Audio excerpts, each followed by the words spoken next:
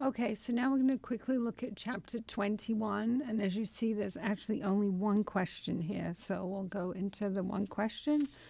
Has a couple parts to it, but it's not too bad.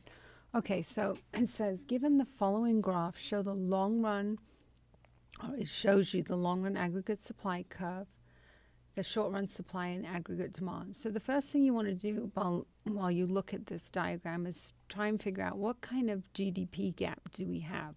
So where you do that is always use your short run supply and your aggregate demand to find your equilibrium, and then compare that equilibrium to wherever your long run or your Q star supply curve is. Remember, that's always your potential.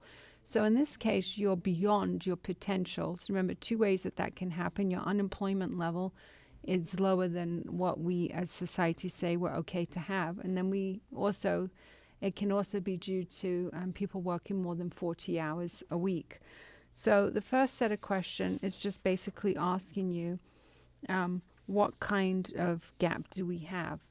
So another name, I'll just remind you, we have the two kinds. We have the inflationary gaps where we're beyond where we otherwise would like to be, or it's also known as an expansionary gap.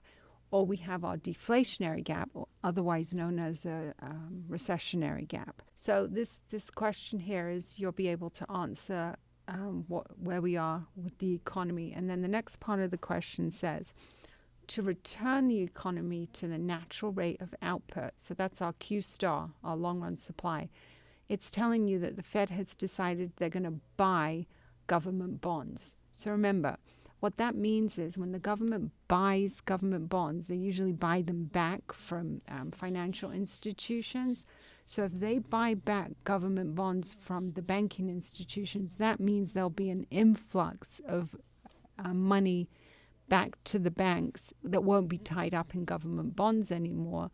So that's going to allow for the money supply to increase.